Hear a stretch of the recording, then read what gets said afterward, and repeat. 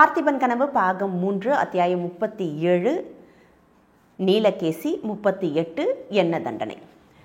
இப்போ சிறு தொண்டர் அந்த மறைவுலேருந்து வெளியில் வராரு. அப்படியே ஒளி பொருந்தி ஒரு தேஜஸ்மயமான என்ன சொல்கிறது, அந்த இடத்துல ஒரு மாதிரி பயங்கரமான அருவருப்பான உருவங்கள் நின்று கொண்டு இருக்கும்போது அப்படியே ஒளிமயமாக ரொம்ப தேஜஸாக ஒருத்தர் வரும்போது எப்படி இருக்கும், அப்படி பக்திமயமாகுது அந்த இடமே. சிறு தொண்டர் வரும்போது அடுத்த அதிசயங்களும் காத்துட்ருக்கு. என்னன்னு பார்த்தீங்கன்னா, வாளேந்திய வீரர்கள் சிறு தொண்டர் பின்னாடி இருந்து அங்கங்கேருந்து வராங்க. இது வரைக்கும் மரங்களுக்கு பின்னாடி இருந்து, மரத்து மேலேருந்து குதிச்சு, மலைகளுக்கு பின்னாடி இருந்து, பாறைக்கு பின்னாடி இருந்துன்ட்டு நிறைய வீரர்கள் அப்படி மொத்தமாக சூழ்ந்துடுறாங்க.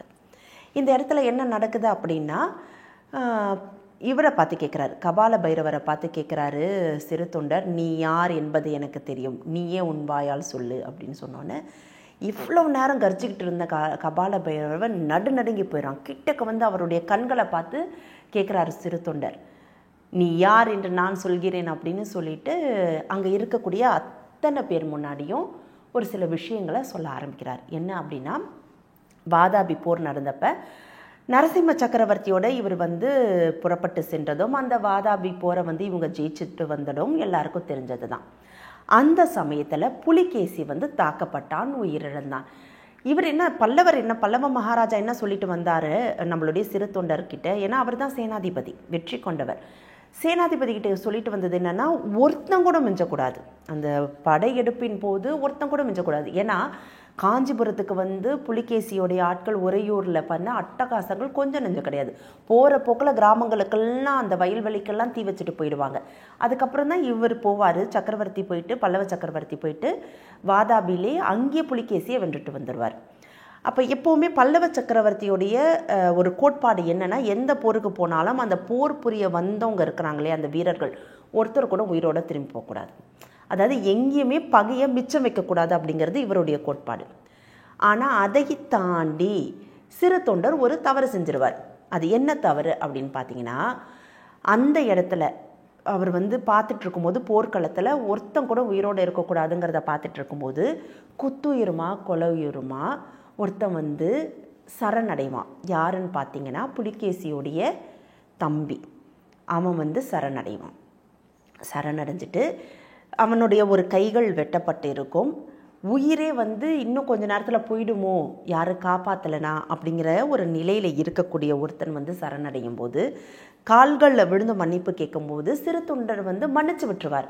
சரி நீ போ அப்படின்னு சொல்லிட்டு மன்னிச்சு விட்டுருவார். அவன் யாருன்னு பார்த்தீங்கன்னா, நீலகேசி, புலிகேசியோடைய சகோதரன். இப்போ இத்தனை வருடங்களுக்கு கழித்து பழி வாங்கணும் அப்படிங்கிற ஒரே எண்ணத்தோட கபாலிகரம் அந்த விஷயத்தை கையில் எடுத்துக்கிட்டு, கபாலிகர்கள்லாம் சேர்த்துக்கிட்டு, அவனுடைய ஆட்களையும் சேர்த்துக்கிட்டு, எப்படியாவது பழிக்கு பழி வாங்கணும் பல்லவ சக்கரவர்த்தியா அப்படின்னு சொல்லிட்டு இத்தனை ஆண்டுகளுக்கு பிறகு இங்கே முகாமிட்டு, அவனுக்குன்னு ஒரு தனி மலைப்பாதையை அமைத்து, அந்த இடத்துல கூடாரங்கள் அமைத்து, அங்கே இருக்க குகைகளை பயன்படுத்திக்கிட்டு இவன் தவறான ஒரு கொள்கையை, அதாவது காளி தேவி பலியிடுவா அப்படிங்கிற ஒரு கொள்கையை எல்லார் மனசுலையும் விதைச்சி பரப்பணும் அப்படிங்கிறதுக்காக அவன் செய்த விஷயம்தான் இந்த கபாலிகரத்தையும் இந்த பலிகளையும் இந்த காஞ்சிபுரத்துக்குள்ளேயே கொண்டு வந்தது அப்படின்னு சொல்லி முடிக்கும்போது நீலகேசியுடைய உடல் நடுநடுங்கி போயிருக்கு. ஏன்னா வாதாபி போரில் இவங்க எப்படி போரிட்டாங்கங்கிறது நீலகேசிக்கு தெரியும். விக்ரமன் திகச்சு போய் நிற்கிறான்.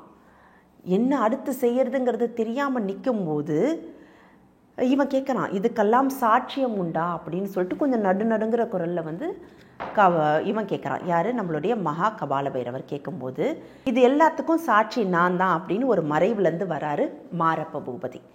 நீங்களாம் யோசிப்பீங்க, என்னடா மாரப்ப பூபதிக்கு திடீர் ஞானோதயம் வந்துடுச்சா, இல்லை இவனும் இத்தனை நாள் நடிச்சானான்? இல்லவே இல்லை, அதெல்லாம் ஒன்றும் இல்லை. இப்போ கபால பைரவர் மாட்டிக்கிட்டான், அவனுடைய சுயரூபம் என்னன்னு தெரிஞ்சிடுச்சு, சிறு தொண்டரை பற்றி தெரிஞ்சிடுச்சு. சிறு தொண்டர் யாருன்னா பல்லவ சக்கரவர்த்தியோடைய முதன்மையான ஒரு நபர், அது மட்டும் இல்லாமல் நண்பர்.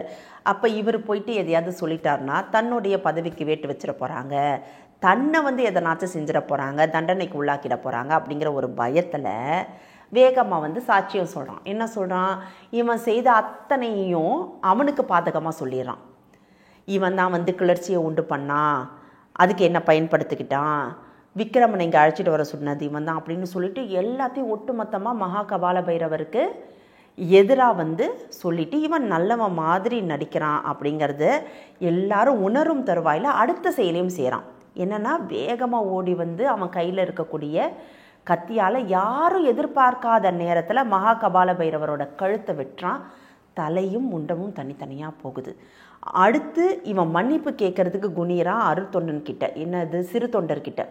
தெரியாமல் உணர்ச்சி வசப்பட்டு செய்துட்டேன், இப்படி ஒரு துரோகியோட பயணிச்சேங்கிறதுனால தெரியாமல் உணர்ச்சி வசப்பட்டு செஞ்சுட்டேன்னு கீழே குனியறான் சிறு தொண்டர் காலில் விழறதுக்காக. அடுத்த கலவரம் காத்துட்ருக்கு. அது என்னன்னு பார்த்தீங்கன்னா, எங்கேருந்தோ ஓடி அந்த சித்திரகுப்தனுக்குள்ள அவன் கையில் இருந்த வாளால் நம்மளுடைய மாரப்ப பூபதியை கழுத்திலேயே வெட்டுறான். அவனும் கீழே சாயிறான்.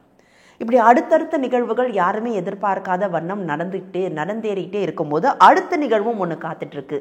இத்தனை நேரம் என்ன நடக்குதுங்கிறது தெரியாமல் அந்த நிகழ்வை உற்று நோக்கிட்டு இருக்கிற விக்ரமன் இப்போ தான் சுற்றி பார்க்குறான். என்ன பார்க்குறான்? அவனை சுற்றி பல்லவ வீரர்கள் நிற்கிறாங்கங்கிறதையே பார்க்குறான். இதுக்கு முன்னாடி வீரர்கள் இருந்தாங்க, அவர் சிறு தொண்டனுடைய வீரர்கள். ஆனால் இப்போ தன்னையும் பொன்னனையும் சுற்றி நிற்கக்கூடிய வீரர்கள் பல்லவ வீரர்கள் அப்படிங்கிறத இப்போ தான் பார்க்குறான். இதே கலவரம் நடந்துகிட்டு இருக்கும்போது அங்கே இன்னொரு நிகழ்வும் நடக்குது. அது என்னன்னு பார்த்தீங்கன்னா, அங்கே இருந்தார் இல்லையா நம்மளுடைய சிவனடியார், எங்கே போனார்னே தெரியல. இவ்வளோ கலவரத்தில் அவர் காணாமல் போயிட்டார். அதை யாருமே கவனிக்கலை. இதை பொன்னனும் விக்ரமனும் கவனிக்கிறாங்க. சிவனடியார் எங்கே போனார் தெரியல. இப்போ ஒரு ஓலையை அந்த பல்லவ சக்கரவர்த்தியுடைய வீரர்கள் வந்திருக்கிறாங்க இல்லையா, அதில் முதன்மையானவன் காமிக்கிறான். யார்கிட்ட? விக்ரமன் கிட்ட. இந்த மாதிரி உங்களை காஞ்சிபுரத்துக்கு அழைச்சிட்டு வர சொல்லியிருக்காங்க. அங்கே வைத்து சபை கூடி ஒரு முடிவு எடுக்கப்படும் அப்படிங்கிறத சொல்லியிருக்காங்க. இப்போ விக்ரமன் வாழை உருவும்போது சிறு தொண்டர் சொல்கிறாரு, நிதானமாக இரு விக்ரமா, நிறைய நிகழ்வுகள் நடந்துருச்சு. இதற்கு பின்னாடியும் ஏதாவது ஒரு சில நல்ல விஷயங்கள் நடக்கிறதுக்கு காத்திருக்கலாம். சிவனடியார் வேற காணும் அப்படின்னும் போது வேறு ஏதாவது நிகழ்வுகள் காத்திருக்கலாம். இத்தனை நாளும் நீ கஷ்டப்பட்டது வீணாக போகாது. அதனால் நீ அவங்களோட போ. ஏன்னா ஒரு ஓலை வந்துடுச்சு, உனக்கான ஆணை வந்துடுச்சு, அதை நீ மீறக்கூடாது.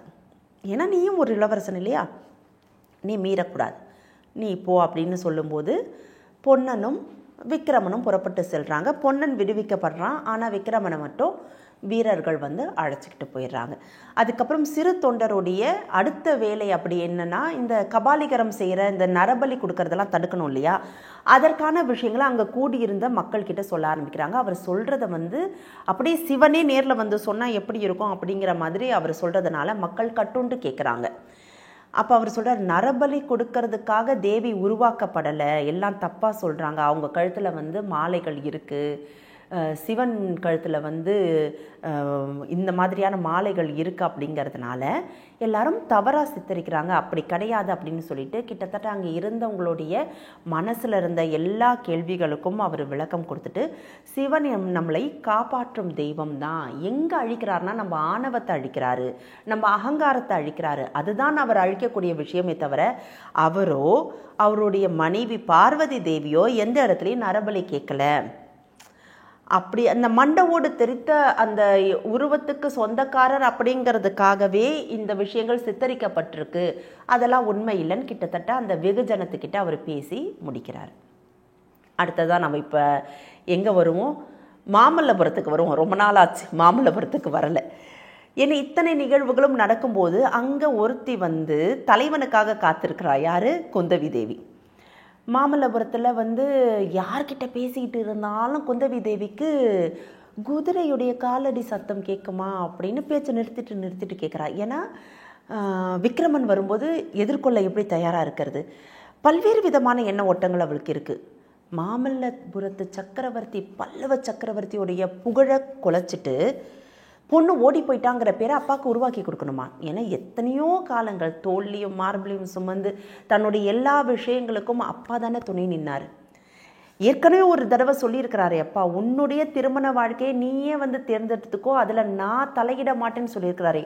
அப்படிப்பட்ட ஒரு நல்ல மனிதர், நல்ல தந்தை, நல்ல சக்கரவர்த்தி, பிரஜைகளுடைய மகாபிரபு, அவருடைய அவ்வளோ நல்ல பேருக்கு களங்கம் ஏற்படுத்திட்டு ஓடி போகணுமா? இப்போ நான் விக்ரமனை பார்த்தனா இதெல்லாம் செஞ்சிடுவனே, அப்போ விக்ரமனை பார்க்காம தவிர்த்துடலாமா, போக வேணாமா, ஏன் இப்படி செய்தா என்ன, அப்பா கிட்ட சொல்லிடலாமே. இதை எல்லாத்தையும் அப்பா கிட்ட சொல்லிவிட்டு எனக்கு இவன் தான் விருப்பம்ப்பா அப்படின்னு சொல்லிடலாமே அப்படின்னு பல்வேறு விதமான சிந்தனைகள் இருக்கும்போது குதிரையோடைய சத்தம் கேட்குது.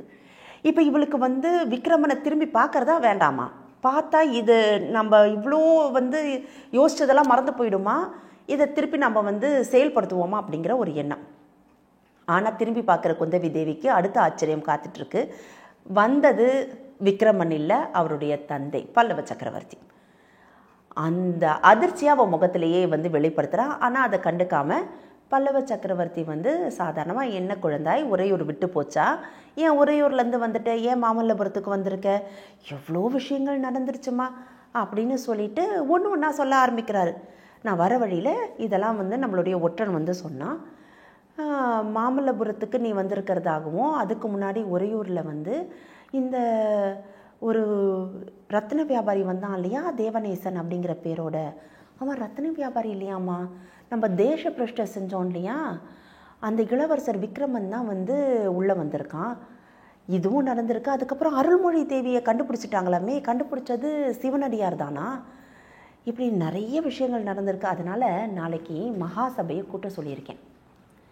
நம்ம போகலாம் காஞ்சிபுரத்துக்கு, மகாசபையை கூட்ட சொல்லியிருக்கேன். அந்த சபையில் என்னெல்லாம் நடக்கணும் அப்படிங்கிறத பற்றி நம்ம பேசி, ஏன்னா தேச பிரஷ்டை செஞ்ச ஒருத்தன் உள்ளே வரக்கூடாது இல்லையா, வந்திருக்கான். ஆனால் அவன் ஒரு நல்லதையும் செஞ்சுருக்கான், சிவனடியாரை காப்பாற்றிருக்கானாமே இந்த நரபலி கொடுக்குறவங்க கிட்டேருந்து. இப்படி நிறைய விஷயங்கள் நடந்துடுச்சு. ஆனாலும் சபையை கூட்டி யார் யார் என்னென்ன சொல்கிறாங்க, அபிப்பிராயங்கள் என்ன அப்படிங்கிறத பார்த்துட்டு நம்ம முடிவெடுக்கலாம்.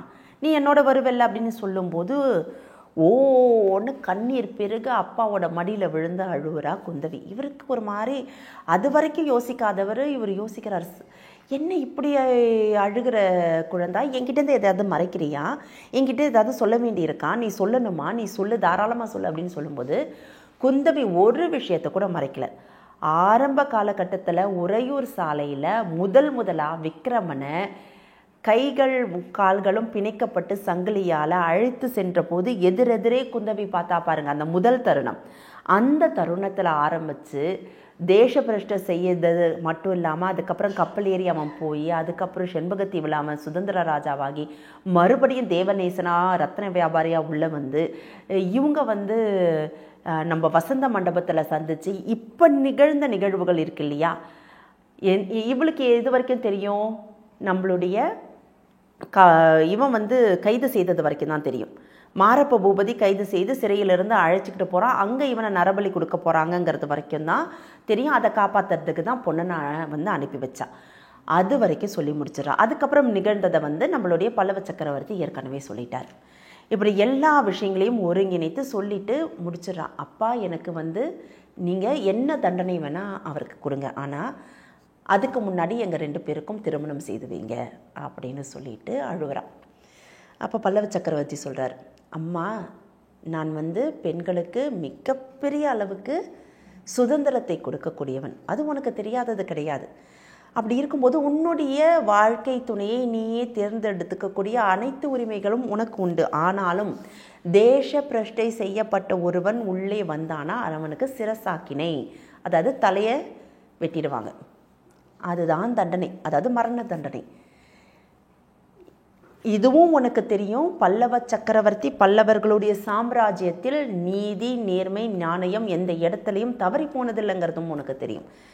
அப்படி இருக்கும்போது நாளைக்கு மகாசபையை நம்ம கூட்டுறோம், அந்த இடத்துல என்னென்ன விஷயங்கள் நடக்க போகுதுங்கிறத பொறுத்து முடிவுகள் அமையும், நீ கவலைப்படாதே, என்னுடன் வருவாயா அப்படின்னு கேட்குறான். சரி, எல்லா விஷயமும் வெட்ட வெளிச்சமாயிடுச்சு. இவன் நம்மளுக்கு தெரியாத ஒரே ஒரு விஷயந்தான் இருக்குது, யாருப்பா இந்த சிவனடியார்? பிரச்சனையே அங்கே தான் ஆரம்பிச்சிச்சு இல்லையா. இந்த சிவனடியாருக்கு நரபலி காப்பாற்ற போகாமல் இருந்தானா விக்ரமன் இந்நேரத்துக்கு செண்பகத்தீவு போயிருப்பான். குந்தவி தேவியும் மனசு மாறி செண்பகத்தீவுக்கு போயிருப்பான். நடுவில் அருள்மொழி தேவியும் கிடச்சிட்டாங்க, அம்மாவையும் அழைச்சிட்டு போயிருப்பான். பொன்னனும் வள்ளியும் போயிருப்பாங்க, சந்தோஷமாக இருந்திருப்பான். ஆனாலும் ஒரு வீர புதல்வனா வீர இளவரசனா அவன் சிவனடியாரை காப்பாற்றியிருக்கான். இன்னமுமே அந்த சிவனடியார் யாருன்னு தெரியல. அதாவது நரபலி கொடுக்கறதுக்கு காத்துக்கிட்டு இருந்த புலிகேசியுடைய தம்பி நீலகேசியை கூட நம்ம தெரிஞ்சுக்கிட்டோம். இந்த சிவனடியார் யாரு? வாங்க தெரிஞ்சுக்கலாம் அடுத்து வரும் அத்தியாயங்களில். இந்த தகவல் உங்களுக்கு பிடிச்சிருந்தா லைக் பண்ணுங்க, உங்க ஃப்ரெண்ட்ஸுக்கு ஷேர் பண்ணுங்க, மறக்காம எங்க சேனலுக்கு சப்ஸ்கிரைப் பண்ணுங்க.